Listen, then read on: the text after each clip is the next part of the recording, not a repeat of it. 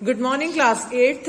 हम लोगों ने आप लोगों की जो जूम क्लास थी उसमें आप लोगों ने ये चैप्टर हम लोगों ने स्टार्ट किया था, chapter number 6 which is on page number 50, lithosphere and landforms. Lithosphere और लैंडफॉर्म्स का पेज नंबर 52 तक हम लोग कंप्लीट कर चुके हैं। 53 पर भी हम लोगों ने इसके दोनों फॉर्म्स देख लिए थे कि कितने टाइप्स के लैंडफॉर्म्स होते हैं। तो लैंडफॉर्म्स जो है मेनली माउंटेन, प्लेटूज और प्लेन, 3 टाइप्स के लैंडफॉर्म्स होते हैं। उनको हमने जान लिया था कि माउंटेन्स क्या होते हैं, प्लेटूज क्या होते हैं और प्लेन्स क्या होते हैं। अब हम आएंगे चेंजिंग लैंडफॉर्म कि किस तरीके से लैंडफॉर्म्स बदलते हैं। Let's start reading and understanding the lesson. तो आओ हम इसे स्टडी करते हैं। We know that the level of surface of earth is not equal everywhere. At some places it is flat plain, mountains or plateaus. These are created by changing forces. The internal and the external forces of the earth keep on changing constantly. This is called the land movement process. The internal process powers generate 2 types of movements, horizontal and vertical. They can be classified into 2 groups. Long time and or slow earth movement and sudden or fast earth movement. तो हम लोग जानते हैं कि जो earth surface होती है वो कहीं भी इक्वल नहीं होती, कहीं पे प्लेन होते हैं, कहीं माउंटेन होते हैं, कहीं प्लेटूज होते हैं और ये सभी जो हैं वो चेंजिंग फोर्सेस के कारण क्रिएट होते हैं। मतलब अलग अलग जो चेंजिंग फोर्सेस हैं, क्या क्या फोर्सेस होते हैं, तो वोल्केनो आते हैं, फिर उसके बाद में जो हम लोगों का अर्थक्वेक यदि बाय चांस कहीं आ जाता है तो ये क्या है, चेंजिंग फोर्सेस। तो इंटरनल और एक्सटर्नल चेंजिंग फोर्सेस के कारण जो अर्थ है वो कीप कॉन्स्टेंटली बदलती रहती है और this is called land movement process. और इसे क्या कहते हैं, धरती की हलचल वाली प्रोसेस। मतलब जो लैंड है वो अंदर से मूव करती रहती है, तो इसीलिए इसे कहते हैं land movement forces. Internal powers जो हैं वो 2 टाइप्स के मूवमेंट जनरेट करते हैं। कैसे, हॉरिजॉन्टल एंड वर्टिकल। मतलब हॉरिजॉन्टल आप जानते हैं एंड वर्टिकल इस तरीके से और हॉरिजॉन्टल इस तरीके से। तो जो अर्थ के अंदर के मूवमेंट होते हैं वो इस तरीके से हॉरिजॉन्टल और वर्टिकल वो अंदर से करती रहती है और इन्हें हम 2 ग्रुप्स में डिवाइड कर सकते हैं। लॉन्ग टाइम, लंबी प्रोसेस जो होती है, अर्थ के अंदर जो हलचल होती है वो लंबी प्रोसेस के कारण होती है, उसे कहते हैं लॉन्ग टाइम। और स्लो अर्थ मूवमेंट, धीमी गति से जो चेंज आते हैं उसे कहेंगे, या फिर धीमी गति से जो अर्थ हिलती है अंदर से मूव करती है उसे कहते हैं लॉन्ग टाइम अर्थ मूवमेंट। और सडन या फास्ट अर्थ मूवमेंट, एकदम अचानक से धरती हिलती है जैसे अर्थक्वेक में होता है, तो उसे कहते हैं सडन अर्थ मूवमेंट। तो इस तरीके से 2 भागों में हम डिवाइड कर सकते हैं अर्थ मूवमेंट को। अब हम फर्स्ट जानते हैं कि लॉन्ग टाइम या स्लो अर्थ मूवमेंट क्या होता है। This happens very slowly, thus includes continental and mountain making process. The continental land movement can be seen on the vast areas. These movement work in horizontal direction, veering down highlands and raising lowlands. These make continent, plateaus and plains on the earth. Opposite to it is the mountain making movement, where the force works horizontally. This creates pressure or tension inside the earth and rocks are broken or bent. These have effects on limited areas. This is the process of mountain making. Mountain making takes place by 2 ways, folding and rifting. तो long time की जो slow earth movement होती है वो कैसे होती है, horizontally होती है, इसे कहते हैं हॉरिजॉन्टल। तो हॉरिजॉन्टली डायरेक्शन में होती है, ये इस तरीके से चलती है ना। ये धरती जो हिलती है अंदर से इस तरीके से हिलती है और जैसे इससे क्या होता है, धीरे धीरे कहीं मिट्टी जम रही है तो क्या होता है, उससे कहीं ऊंची जमीन बन जाती है और कहीं बहुत ज्यादा मिट्टी भी जम गई है तो वो धीरे धीरे कन्वर्ट हो जाती है पहाड़ में, है ना, माउंटेन्स में कन्वर्ट हो जाती है। तो इससे horizontal direction wearing down highlands and raising low lands, इससे कहीं जो है हाईलैंड बन जाता है और कहीं लो लैंड यानी निचली जमीन बन जाती है और ये बहुत बड़े एरिया में इसका चेंज देखने को मिलता है और ये बहुत धीमी प्रोसेस होती है। कई वर्ष लग जाते हैं या फिर हम कह सकते हैं कि कई 100 साल लग जाते हैं जिससे कि एक ऊंची जमीन का निर्माण होता है। और ये जो है दिस क्रिएट्स प्रेशर और टेंशन इनसाइड द अर्थ, और ये जब बाहरी सतह पर होता है धरती की तो इससे इनसाइड प्रेशर बनता है अर्थ में एंड रॉक्स आर ब्रोकन और बेंट, और इसके कारण जो चट्टाने हैं वो टूट जाती हैं।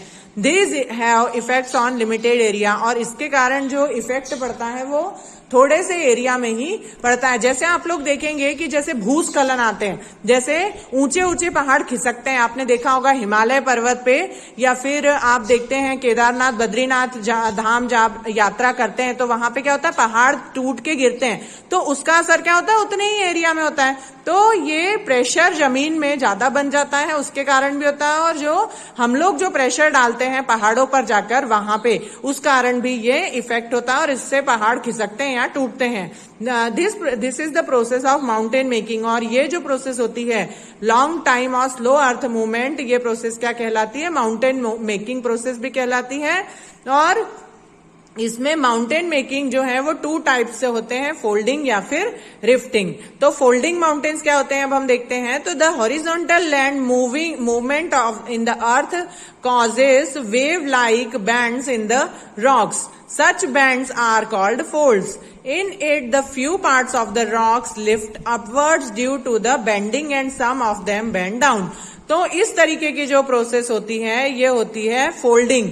मतलब होता ये है कि ये जो बैंड्स होते हैं इन्हें फोल्ड कहा जाता है। कई जगह पे जो जमीन होती है वो नीचे होती है हॉरिजॉन्टली, जैसे मान लो ये जमीन है, तो ये जो जमीन है वो कहीं पे एकदम नीचे चली जाती है, कहीं ऊपर चली जाती है, तो इन्हें कहते हैं फोल्डिंग प्रोसेस। और ये वेव लाइक बैंड्स होते हैं, मतलब कि जैसे लहरें उठती है ना, तो इस तरीके के वेव लाइक प्रोसेस होती है, और इसमें जो जमीन है वो वेव जैसे यानी लहरों जैसी उठती और नीचे होती है। अब हम आते हैं रिफ्टिंग पर। This process the process of rock breaking with pressure और and tension of horizontal land movement is called rifting. ये जो प्रोसेस होती है, इस प्रोसेस में रॉक ब्रेकिंग जो होती है, मतलब जो चट्टानें टूटती हैं प्रेशर के कारण या फिर टेंशन के कारण, horizontal land movement is called. और ये क्या होता है, इससे मतलब जो धरती होती है वो हॉरिजॉन्टल रूप से टूटती है।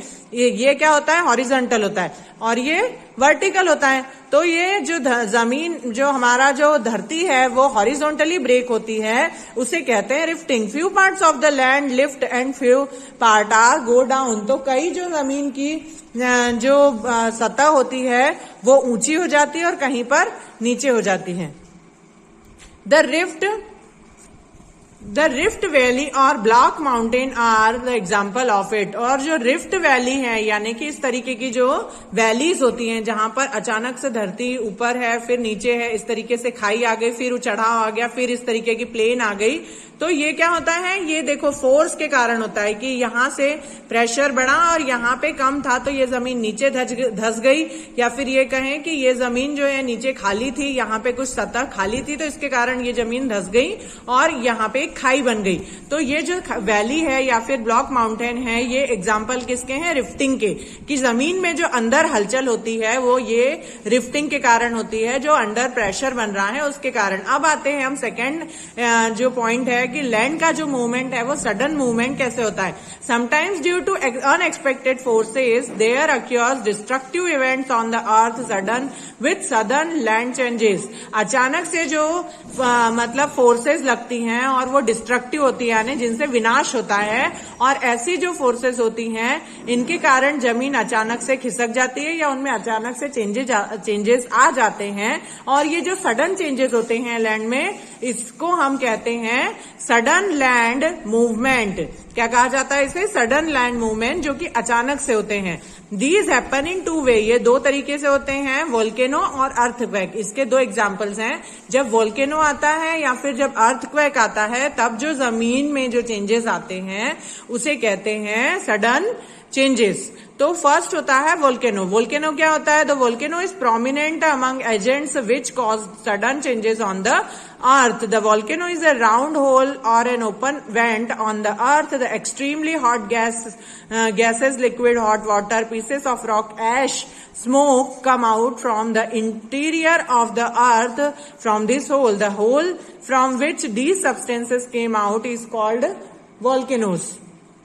Volcano's mouth or crater and the entire activities are called volcanic eruption. तो जो वॉल्केनो होता है वो आप जानते हैं क्या होता है, वॉल्केनो ज्वालामुखी को कहते हैं।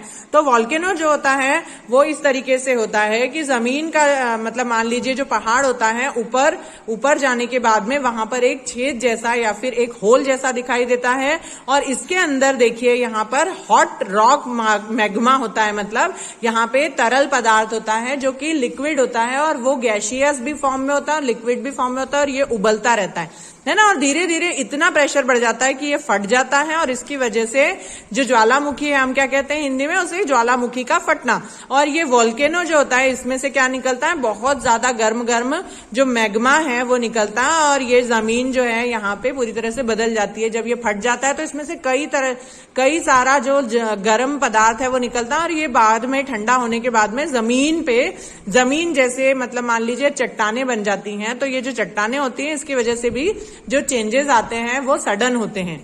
ओके, तो ये जो हो गया ये वॉल्केनो हो गया। The internal part of the earth is hot, there are 3 reason for the heat. जो इंटरनल पार्ट होता है जमीन का, जो निचला हिस्सा होता है या आंतरिक हिस्सा होता है वो बहुत गर्म होता है, और there are 3 reason for heat, और इसके गर्म होने के 3 रीजन होते हैं। The internal part is hot since the existence of the earth.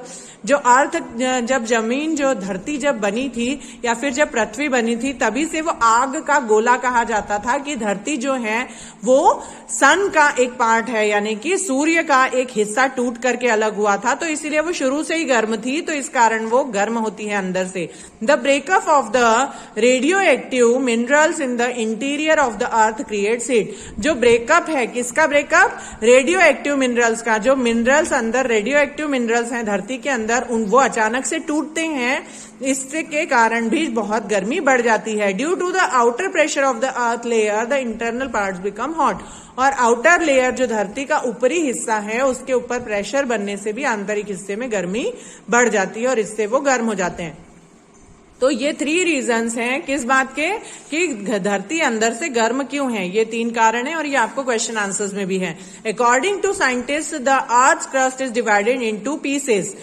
These pieces are called plates. These plates keep on moving due to the internal heat. The earthquake or volcano that erupts on earth is due to movements of these plates. तो according to scientists earth crust जो है वो उन्हें divided into pieces, वो pieces में divided है। ये pieces जो है वो plates कहलाती हैं, है ना। जो साइंटिस्ट जब बताते हैं हमें कि 3 to 4 प्लेट्स हैं और ये प्लेट्स में डिवाइडेड हैं, और ये प्लेट्स जो हैं वो धरती के अंदर जो प्लेट्स होती हैं या फिर हम कहें कि सतह जो होती है वो मूविंग है, धरती हिलती रहती है अंदर से, और ये keep on moving due to internal heat. और ये इंटरनल हीट के ही कारण जो प्लेट्स हैं वो हिलती रहती हैं।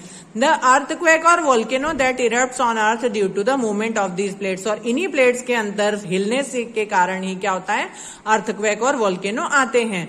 The earth surface become weak with the movement of the plate. और ये अर्थ सरफेस जो होती है वो कमजोर हो जाती है क्योंकि आंतरिक हलचल जो है वो लगातार होती रहती है, इसके कारण वो धीरे धीरे क्या हो जाता है, वो वीक हो जाती है जमीन की सतह। And the magma pieces of rocks ash etc material come out from the earth, this is called eruption of volcano. और इसके कारण क्या हो जाता है कि ये जो धरती की सतह है वो हिलती रहती है, इसके कारण यहाँ से जो ऊपर की जो ओपनिंग है वो खुल जाती है, मतलब इसका मुंह जो है वहां से जमीन हट जाती है और ये खुल जाती है, और इसके अंदर से जो लावा है वो पूरी तरह से बाहर आ जाता है, और इसे कहते हैं इरप्शन ऑफ वोल्केनो, वोल्केनो का फटना, eruption of volcano.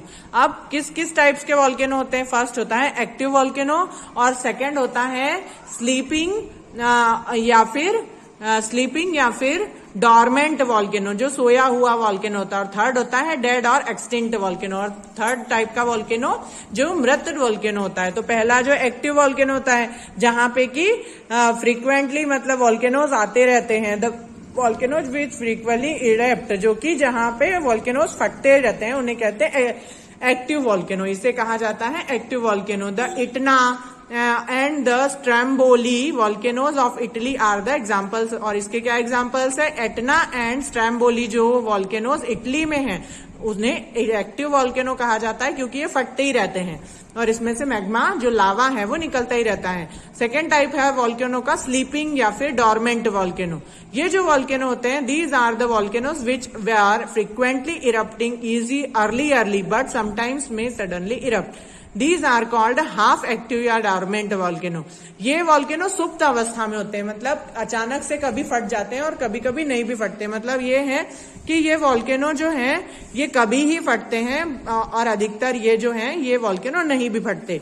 The Vesuvius of Italy is the example of dormant volcano. Italy में वेसुवियस नाम का जो वॉल्केनो है वो इसका एग्जाम्पल है कि ये बहुत कम फटता है पर मरा हुआ नहीं है, मतलब पूरी तरह से खत्म नहीं हुआ है। अब थर्ड टाइप का होता है डेड वॉल्केनो या फिर एक्सटिंक्ट वॉल्केनो। ये वॉल्केनो कैसे होते हैं? ये मृत होते हैं, मतलब इनमें कोई जान नहीं बची होती है पर वॉल्केनो हुआ करते थे कभी। A volcano which is neither active nor dormant and which has not erupted for long time and there is no chance of eruption is called dead और एक्सटिंक्ट वॉल्केनो।